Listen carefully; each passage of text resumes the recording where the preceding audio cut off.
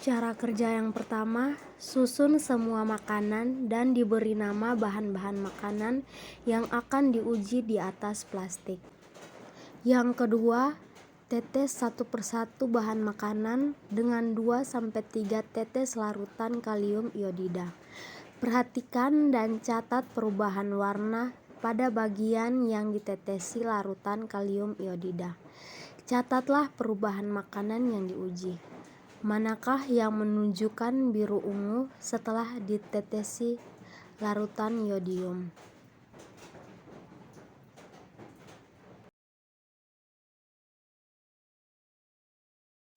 Setelah kurang lebih 5 menit, reaksi yang terjadi yaitu yang pertama, pisang. Sebelum diberi larutan iodida berwarna kekuningan, dan sesudah diberikan larutan iodida berwarna ungu kebiruan. Yang kedua, apel. Sebelum diberi larutan iodida berwarna putih, dan sesudah diberikan larutan iodida warnanya tetap putih. Yang ketiga, nasi.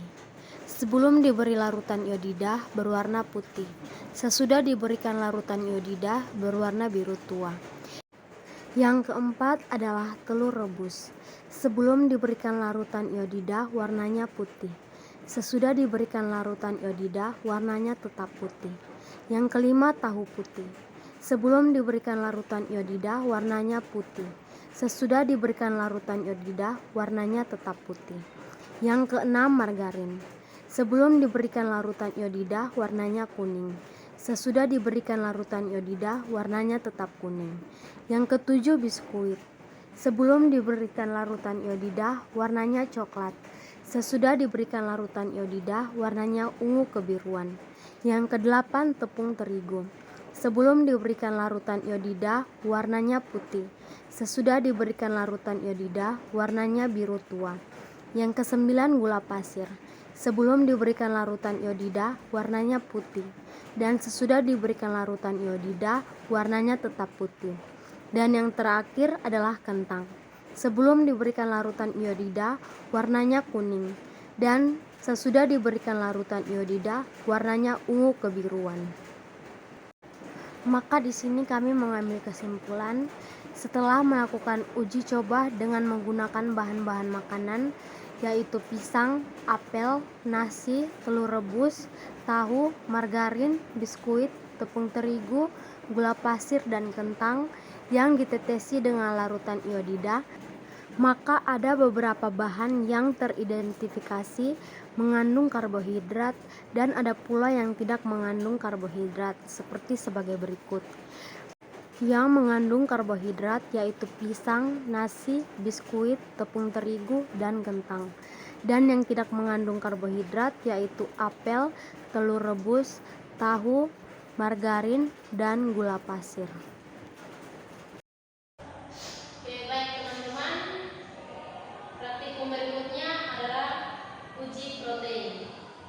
Dengan alat dan bahannya adalah piring, pipet, lilin, alas gelas, cangkir plastik, sendok makan, korek api, jepitan jemuran, kertas label, air kapur, air bersih, gula pasir, putih telur, roti, tempe, daging ayam, tepung terigu, tembaga sulfat, bulu ayam, seledri, dan kangkung.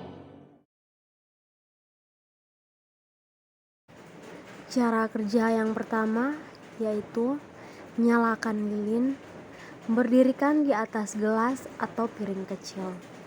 Jepitlah bulu ayam dengan penjepit jemuran atau tabung reaksi. Yang kedua, kemudian bakarlah satu persatu bahan yang akan diuji. Amati dan jelaskan kemudian bau yang di atas nyala lilin. Gunakanlah bahan bulu yang ayam terbakar seledri sebagai kangkung, putih telur, roti, tempe, dan daging ayam. Amati bau yang ditimbulkannya. Manakah yang baunya seperti bau bulu ayam yang terbakar? Yang ketiga, buatlah kesimpulan Manakah bahan makanan yang mengandung protein berdasarkan uji pembakaran?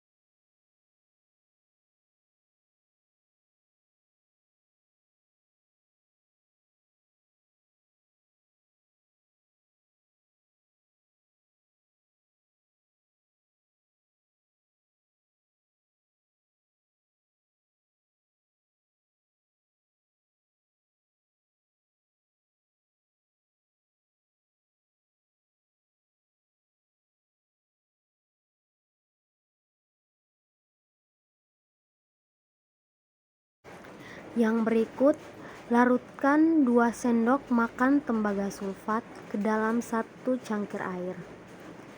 Yang berikut, aturlah bahan makanan yang akan diuji di atas piring plastik sebanyak 2 buah. Bahan makanan yang akan diuji meliputi gula pasir dan yang lain untuk mengisap larutan tembaga tempe sulfat dan daging Harus ayam. Diingat bahwa kedua pipet tersebut jangan saling tertukar. Artinya, jika sejak pertama dipakai untuk mengisap air kapur, seterusnya dipakai untuk mengisap air kapur.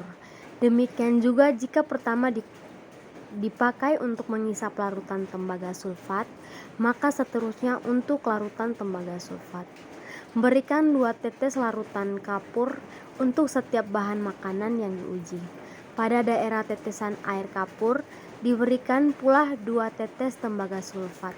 Amati dan catat perubahan yang akan terjadi. Maka, bahan makanan yang mengandung protein yaitu putih telur, tempe, daging ayam, tepung terigu, tembaga sulfat, seledri, dan yang tidak mengandung protein yaitu gula pasir, roti, bulu ayam, dan kangkung.